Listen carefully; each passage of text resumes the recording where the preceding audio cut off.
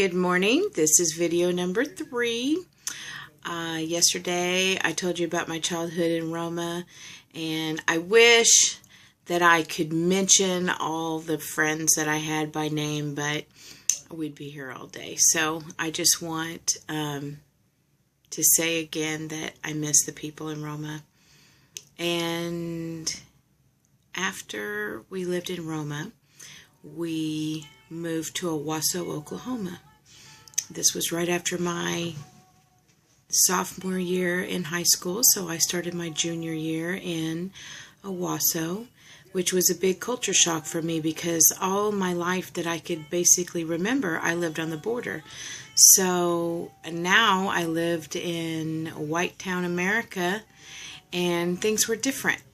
We were very poor since I lived in a single mother home, and when we lived on the border, I had blue eyes and I was cute and a good personality, and that's all that mattered. Money didn't matter.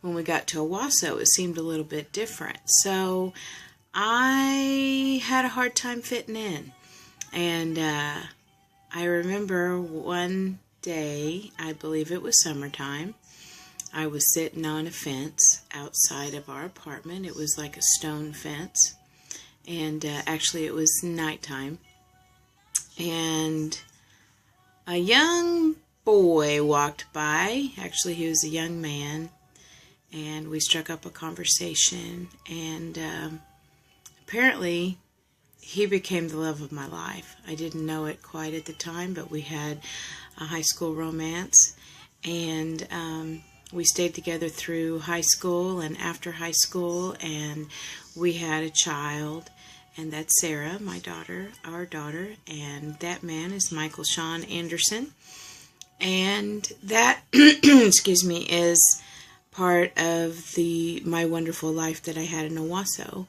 And long story short, we made it till we were almost 20. Sarah was almost 2. For situations that I probably don't want to talk about here, I left him, and that was probably the biggest mistake I ever made in my life.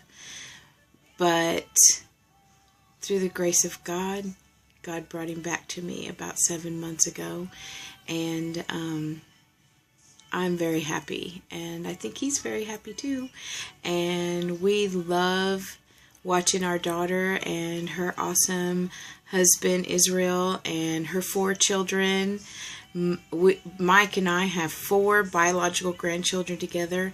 After 24 years of being apart and only speaking maybe 4 or 5 times in the last 24 years, we have been given the gift of reconciliation, and we get to enjoy our grandchildren, our biological grandchildren, together again. And I was a single mother for a really long time. After Mike and I split up, I had another man in my life, and I have a son from that union, and his name is Jonathan, and he's 21, and Sarah's 26. And I was a single mother to them for years, and I loved my life, and I had a great and wonderful life, and I'm not complaining, but I didn't want to be a grandma by myself. So God brought me Mike, who is, like I said, the biological grandfather of my grandchildren. And I'll just tell you a story. I remember sitting in church right after Christopher was born, which is our first grandson, and I remember thinking, God, I don't want to do this by myself. I raised the kids by myself, and I don't want to be a grandma by myself. I want somebody to sit in the front porch swing and listen to all the stories with me. And guess what he did? He brought Michael Sean, who just kind of walked in and then he left.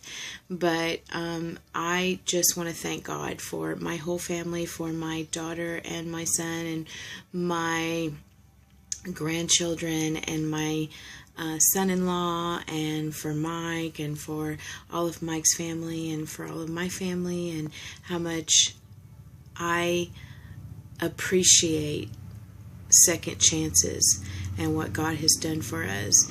And so I know I didn't talk a whole lot about my teenage years, but basically my life in Owasso was about Michael Shawn.